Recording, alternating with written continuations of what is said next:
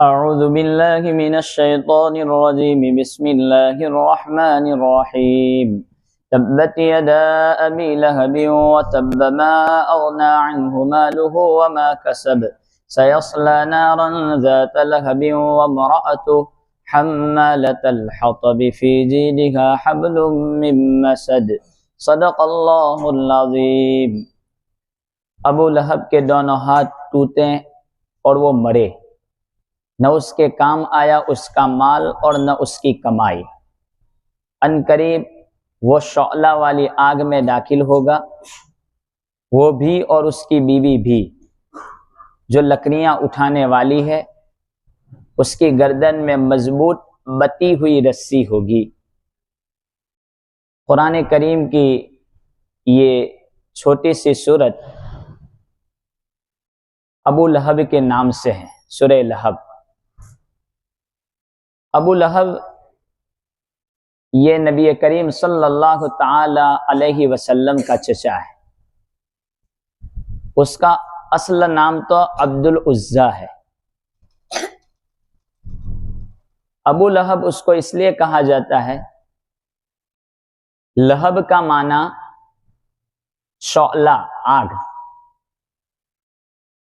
और चूंकि वो गोरा था और लाल था, उसके चेहरे पर गोरापन भी था और लालपन भी दिखाई देता था, और लहब से आग के शौले की तरह नजर आता था, इसलिए उसको अबू लहब कहा करते थे, वरना असल नाम उसका अब्दुल उज्जा है। इस सूरत का पसे मंजर और बैकग्राउंड और उतरने की वजह असल में यह है कि जब नबी करीम सल्लल्लाहु ताला अलैहि वसल्लम पर कुरान करीम की आयत करीमा व अंदिर अशीरतकल अक़रबीन ये उतरी कि आप अपने करीबी रिश्तेदारों को डराइए।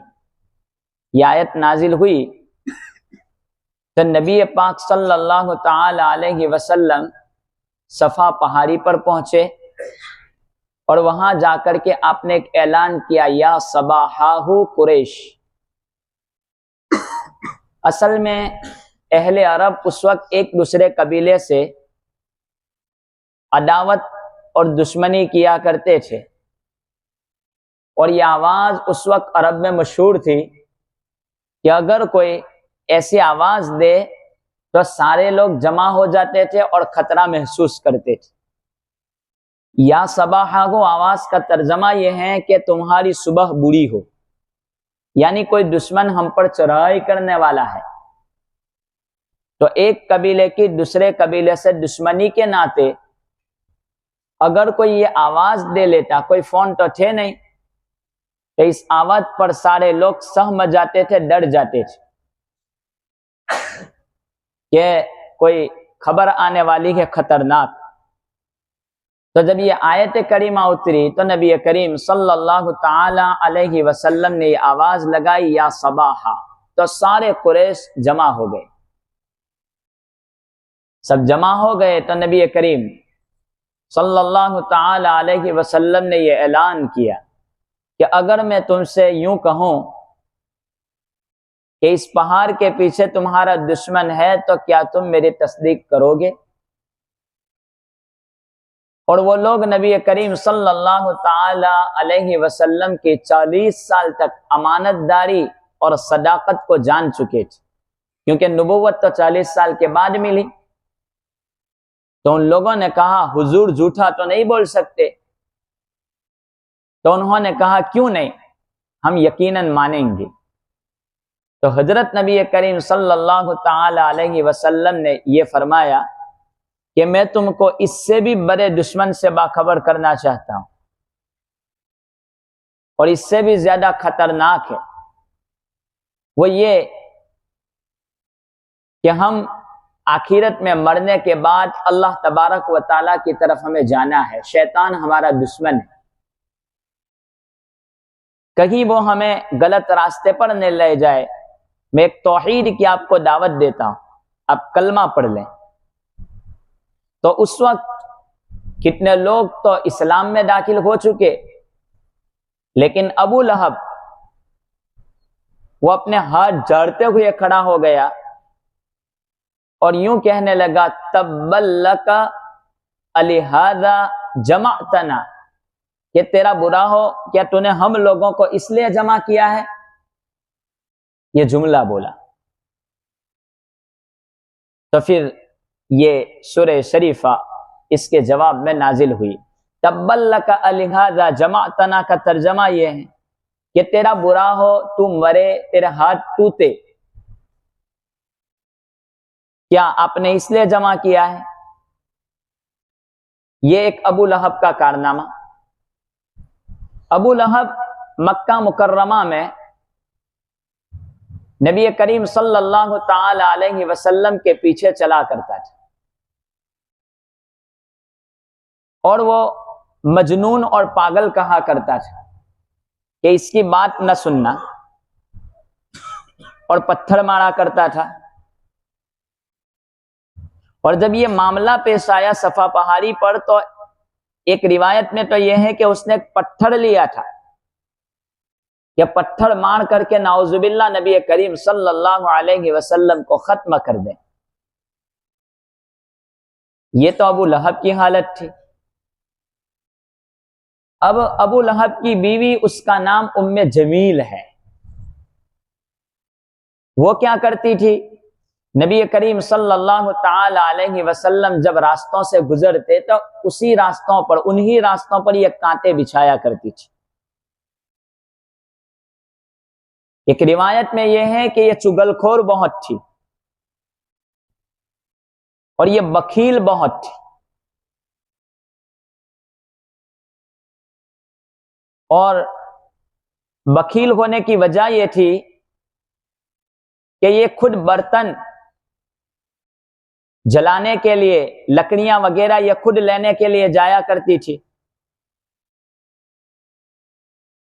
और वो कोई मजदूर नहीं करती थी, उसके बुखल की वजह से। ये उम्मे जमील थी। एक मर्तबा तो उम्मे जमील ने जब नबी करीम सल्लल्लाहु अलैहि वसल्लम पर कुछ मुद्दत के लिए कुछ बीमार हो चुके थे तो आप बाहर नहीं निकलते थे, तो उम्मे जमील ये कहती थी कि जो शैतान यानी वो फरिश्ता जो तेरे पास आया करता था उसने तुझे छोड़ दिया। ये हालत थी उम्मे जमील की। और अबू लहब की औलादों में दो बेटे ऐसे थे जिसने नबी करीम सल्लल्लाहु ताला अलैहि वसल्लम की दो बेटियों से निकाह किए थे।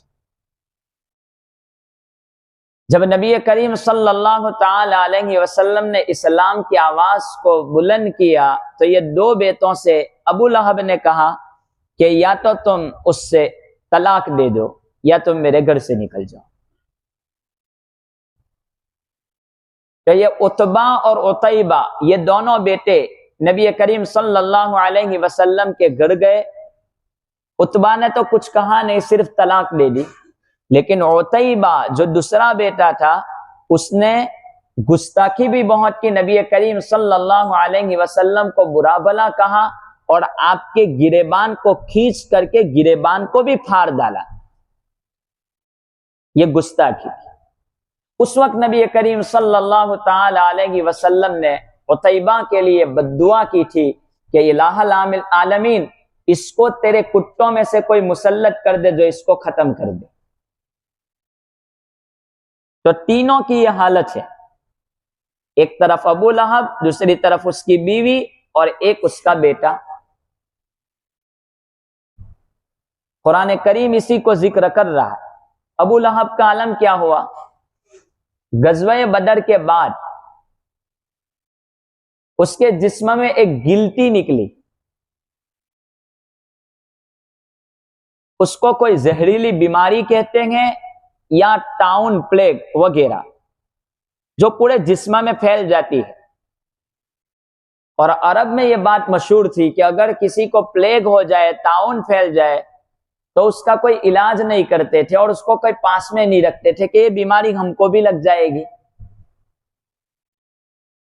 तो उसको जब ये बीमारी हुई तो वो जो बेटे थे उन बेटों ने उसको उठा करके घर से बाहर रख दिया कि जा, तू जाने, तेरा काम जाने। कोई पुरसाने हाल उसका नहीं था, फेंक दिया दूर। और ये बीमारी की वजह से उसके जिस्म से बदबू भी आती थी। ये काम हुआ। उसके पास माल बहुत था, अबू लहब के पास। कभी कभी इस्तेहजा और मजाक में वो यूं कहा करता था कि हजरत नबी करीम सल्लल्लाहु ताला अलैहि वसल्लम यूं कहते हैं कि मरने के बाद एक जिंदगी है। तो ये मुझे सच नजर नहीं आता। चलो मान लें कि अगर मरने के बाद जिंदगी है, तो मेरा ये माल है, वो माल मैं फिदिये में दे दूंगा और मैं अपनी जान छुड़ा लूंगा। ये जुमला भी वो कहा करता था। तो बेटे और माल कोई चीज काम नहीं आई, सबने उसको रास्ते में डाल दिया। बदबू आ रही है उसके जिस्म से। जब वो मर गया तो कोई उसको दफन करने के लिए भी तैयार नहीं था। मजदूर किए गए और मजदूरों ने खड्डा खोल करके 3 दिन तक उसकी नाश पड़ी रही और 3 दिन के बाद उसको गड्ढे में डाल दिया और बंद कर दिया। ये तो उसका अंजाम दुनियावी एतबार से हुआ। उम्मे जमील ये कांटे बिछाया करती थी, तो जब वो लकड़ियां चुनने के लिए जंगलों में जाया करती थी तो वो क्या करती थी, पेशानी पर एक रस्सी यूं बांधती थी और पीछे लकड़ियों को बांध करके ये पेशानी से लटका दिया करती थी ताकि वजन कम मालूम हो। तो वो भी एक मर्तबा ये लकड़ियां चुन करके, लकड़ियों का गट्ठर पीछे बांध करके आ रही थी। तो यहां पर जो रस्सी उसने पेशानी पर बांधी थी वो नीचे सरक गई और वो गले में आ गई और उसको फांसी लग गई और उसी में वो मर गई। ये उसका अंजाम हुआ दुनियावी एतबार से। 2 बात, जो बेटा था उतैबा, ये भी एक मर्तबा सफर में काफिला वालों के साथ जा रहा था। अब नबी करीम सल्लल्लाहु ताला अलैहि वसल्लम ने बद्दुआ या जुमले कहे थे उसको, इलाहुल आलमीन, इसको दुनिया का कुत्ता मुसल्लत कर देना। तो वहां पर जिस जगह वो गया था वहां पर शेरों का हुजूम था। सब लोग सो गए, लेकिन ये तो कहा कि इसको तो बद्दुआ मिली है, तो यकीनन आज शेर आएगा, इसको फाड़ डालेगा। तो सारे कबीला वालों ने क्या किया, मुसाफिरों ने सारा सामान इकट्ठा किया, सब लोग नीचे सो गए, उसको ऊपर सुला दिया ताकि ये महफूज हो जाए। एक शेर आया और वो सूंघता हुआ सबको सूंघा, लेकिन किसी को कुछ नहीं किया। वो ऊपर गया, सामान के ऊपर चढ़ा और उसको वहीं से फाड़ करके 2 टुकड़े कर डाले। हुजूर सल्लल्लाहु ताला अलैहि वसल्लम की बात पर उसको इतना ज्यादा यकीन था कि अब ये बद्दुआ मिलेंगे तो यकीनन मुझे फाड़ करके खत्म कर देगा। तो ये दुनियावी एतबार से तीनों का तो ये अंजाम हो चुका। अब कल क्या होगा कयामत के दिन, तो कि कयामत में जहन्नम के अंदर वो अबू लहब खौलते हुए पानी में होगा। तो उस वक्त ये उम्मे जमील लकड़ियां लेकर के आएगी और वो भी आग में चलती होगी और वो अपने शोहर के ऊपर लकड़ियां डालेगी और ज्यादा जलाने के लिए, इसलिए कि वो दुनिया में अबू लहब की मदद किया करती थी उम्मे जमील। तो इसलिए कल भी उसको इस तरीके से सजा में दाखिल किया जाएगा। इस तरीके पर अंजाम हुआ। तो कुरान करीम इस सूरत के जरिए ये बतलाना चाहता है कि कोई अगर माल के बलबूते पर यूं कहे कि मैं बच सकता हूं और मुझे कोई चैलेंज नहीं कर सकता, ये हो नहीं सकता। कोई अपनी औलाद के बलबूते पर या कोई अपने रौब के बलबोटे पर यूं कहे कि मैं सब कुछ कर सकता हूं, यह हो नहीं सकता। कोई अल्लाह तबारक व तआला के फरमान का, कुरान का, नबी का अपने पैसों से, अपने बलबोटे पर मुकाबला नहीं कर सकता। कुरान कुरान है। अगरचे नबी करीम सल्लल्लाहु ताला अलैहि वसल्लम अभी अपनी ख्वाबगाह में, कब्र अतहर में आराम फरमा है, लेकिन आपका मुअजिजा जिंदा है। हजरत मूसा अला नबीना व अलैहि सलातु वस्सलाम, जब जादूगरों से इनका मुकाबला हुआ तो दो जादूगरों ने अपने अब्बा से पूछा, अपने बाप से पूछा कि हजरत मूसा अलैहि सलाम नबी है, वो भी हमारे सामने मुकाबले में जादू के लिए आ रहे हैं। तो कहा कि हजरत मूसा अलैहि सलाम के पास जो लकड़ी है, जो लाठी है, मौजिजे के तौर पर जिसको इस्तेमाल करते हैं, अगर वो लाठी तुम चुराने में कामयाब हो गए तो वो नबी नहीं है। लाठी तुम चुराने में कामयाब हो गए तो वो नबी नहीं, न तुम न चुरा सके तो वो सच्चे नबी है। चुनांचे एक मर्तबा हजरत मूसा अला नबीना व अलैहि सलातु वस्सलाम आराम फरमा रहे थे,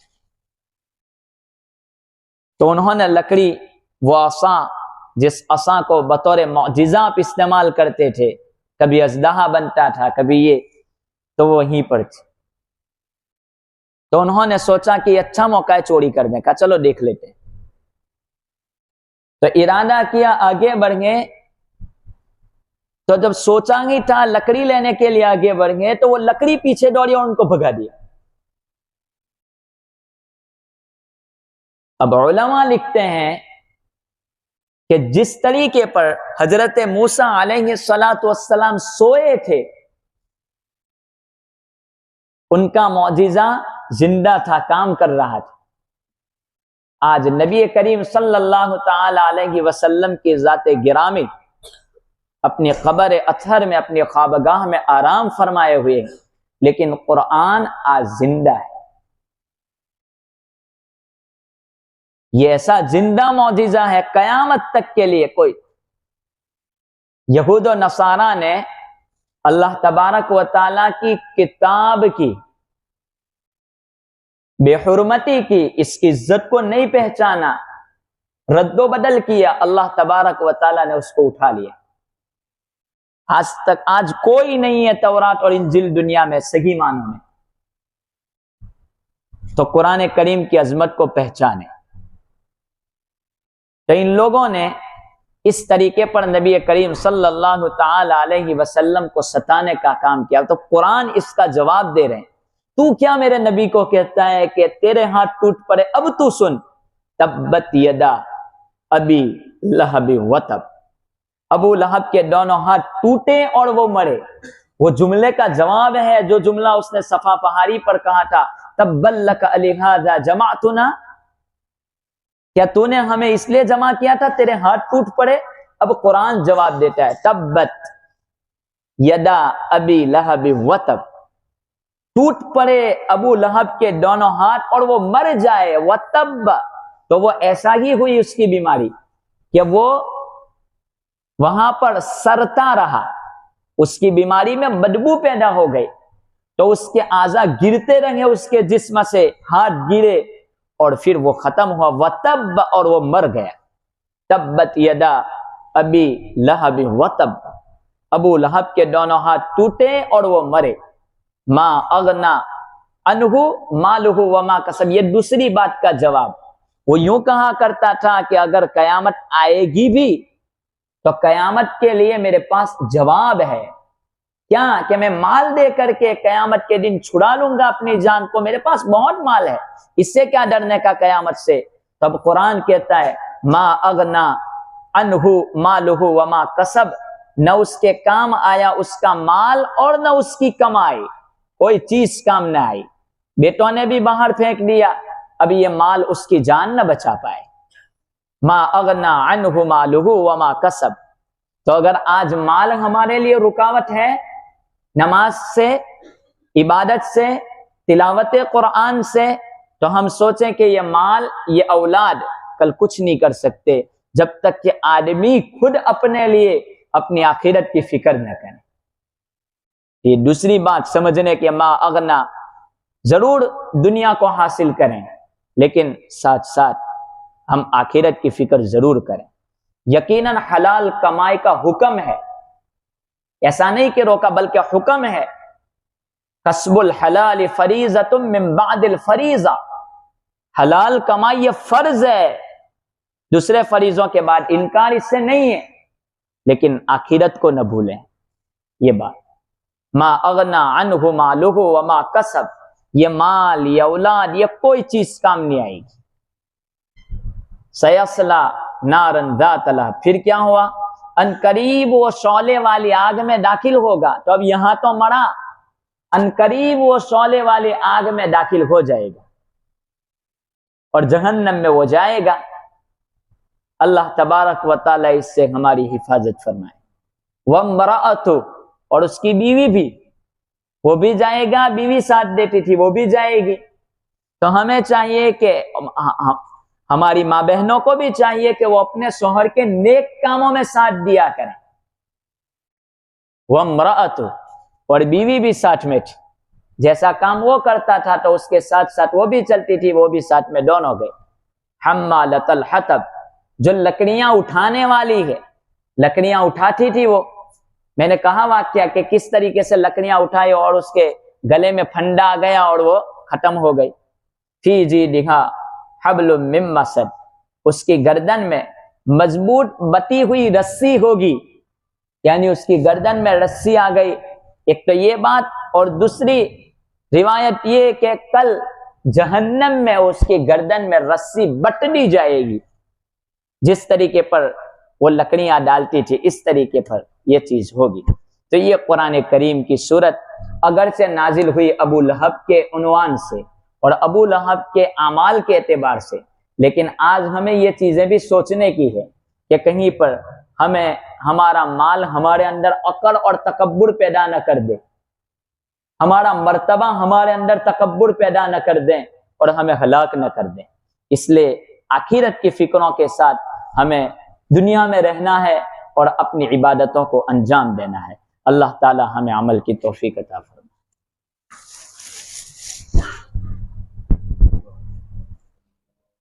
अल्लाहुम्मा सल्लि अला सय्यिदिना मुहम्मद व अला आलि सय्यिदिना मुहम्मद व बारिक व सल्लिम। अल्लाहुम्मा सल्लि अला सय्यिदिना मुहम्मद व अला आलि सय्यिदिना मुहम्मद व बारिक व सल्लिम। अल्लाहुम्मा सल्लि अला सय्यिदिना मुहम्मद व अला आलि सय्यिदिना मुहम्मद व बारिक व सल्लिम।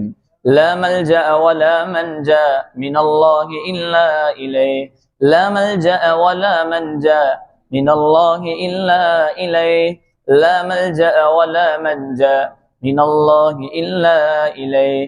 बिस्मिल्लाहिर रहमानिर रहीम। अलम नशरह लक सदरक ववदअना अन्का विज़रक अल्लज़ी अनक़द ज़हरक वरफ़अना लक ज़िक्रक फ़इन्न मअल उसरि युस्रन इन्न मअल उसरि युस्रा इज़ा फ़रग़त फ़ंसब व इला रब्बिक फ़रग़ब। बिस्मिल्लाहिर रहमानिर रहीम। अलम नशरह लक सदरक ववदअना अन्का विज़रक अल्लज़ी अनक़द ज़हरक वरफ़अना लक ज़िक्रक फ़इन्न मअल उसरि युस्रन इन्न मअल उसरि युस्रा फ़इज़ा फ़रग़त फ़ंसब व इला रब्बिक फ़रग़ब। बिस्मिल्लाहिर रहमानिर रहीम। अलम नशरह लक सदरक ववदअना अन्का विज़रक अल्लज़ी अनक़द ज़हरक वरफ़अना लक ज़िक्रक फ़इन्न मअल उसरि युस्रन इन्न मअल उसरि युस्रा फ़इज़ा फ़रग़त फ़ंसब व इला रब्बिक फ़रग़ब। ला मल्जा व ला मंजा मिनल्लाहि इल्ला इलैहि, ला मल्जा व ला मंजा मिनल्लाहि इल्ला इलैहि, ला मल्जा व ला मंजा मिनल्लाहि इल्ला इलैहि, अल्लाहुम्मा सल्लि अला सय्यिदिना मुहम्मद व अला आलि सय्यिदिना मुहम्मद व बारिक व सल्लिम। अल्लाहुम्मा सल्लि अला सय्यिदिना मुहम्मद व अला आलि सय्यिदिना मुहम्मद व बारिक व सल्लिम। अल्लाहुम्मा सल्लि अला सय्यिदिना मुहम्मद व अला आलि सय्यिदिना मुहम्मद व बारिक व सल्लिम। बिस्मिल्लाहिर रहमानिर रहीम। सुब्हानल्लाहि व बिहम्दिही सुब्हानल्लाहिल अज़ीम। सुब्हानल्लाहि अदद खल्क़िही व रिज़ा नफ्सिही व ज़ीनत अर्शिही व मिदाद कलिमातिही। अल्लाहुम्मा सल्लि अला सय्यिदिना मुहम्मद व अला आलि सय्यिदिना मुहम्मद व बारिक व सल्लिम। या अरहमर राहिमीन, या अरहमर राहिमीन, या अरहमर राहिमीन। हमारी मग़फ़िरत फरमा दे, गुस्ताखियों से हमारी हिफाजत फरमा, क़ुरआन की गुस्ताखी से हमारी हिफाजत फरमा, नबी करीम सल्लल्लाहु तआला अलैहि वसल्लम की सुन्नतों की गुस्ताखी से हमारी हिफाजत फरमा दे। मौला क़ुरआन पर अमल पैरा होने की तौफ़ीक़ अता फरमा, नबी पाक सल्लल्लाहु तआला अलैहि वसल्लम की हर सुन्नत पर मर मिटने की तौफ़ीक़ अता फरमा दे। मौला करीम हमारा ज़ाहिर नबी करीम सल्लल्लाहु तआला अलैहि वसल्लम की सुन्नतों से सजा दे, हमारा बातिन तेरी मारिफत से मुनव्वर कर दे, हमारी तमाम उखरवी दुनियावी ज़रूरतें पूरी फरमा दे। मौला करीम बाकी बचे अय्याम की कदर की तौफ़ीक़ अता फरमा दे, शब क़द्र नसीब फरमा दे। आफ़ी के फ़ज़्ल व करम से इबादतें हुई, इसको कबूल फरमा दे। हमारी गफलतों की वजह से इबादतों में जो कोताहियाँ हुई, मौला करीम तो इसको माफ़ कर दे। मौला करीम आपके ख़जाने में जिस कदर खैर है उसका सवाल करते हैं वो अता फरमा दे, और मौला करीम आपके इल्म में जिस कदर शर है उससे पनाह चाहते हैं, मौला करीम हमें पनाह कुल्ली नसीब फरमा दे। मौला हमारे वालिदैन, असातिज़ा, रिश्तेदार, उसूलियीन, फ़ुरूइयीन, करीबी बईदी तमाम रिश्तेदारों की मग़फ़िरत फरमा दे। मौला करीम मुअतकिफ़ीन हज़रात के एतिकाफ़ को कबूल फरमा दे, उनकी दुआओं में हम सब को शामिल फरमा ले। उनका रातों का उठना और दुआएं करना उम्मत के हक़ में खैर का फ़ैसला कर दे। मौला करीम उनकी नौजवानी कबूल फरमा ले। मौला करीम पूरी दुनिया में जहाँ कहीं भी मुअतकिफ़ीन बैठे हुए हैं, मौला करीम हर एक के एतिकाफ़ को कबूल फरमाते हुए उम्मत मुस्लिमा के लिए खैर का फ़ैसला फरमा दे। मौला करीम इस मुल्क में अमन व अमान कायम फरमा दे। मौला पूरी दुनिया में अमन व अमान कायम फरमा दे। मौला करीम हमारी ये दुआएं महज आफ़ी के फ़ज़्ल व करम से नबी करीम सल्लल्लाहु तआला अलैहि वसल्लम के सदक़े तुफ़ैल में और आपके नेक बंदों के सदक़े में और हाज़रीन में जो भी आपका नेक बंदा हो उसके आमीन पर कबूल फरमा ले। सल्लल्लाहु तआला अला खैर खल्क़ि मुहम्मदिन व अला आलिहि व अस्हाबिहि अजमईन बिरहमतिका या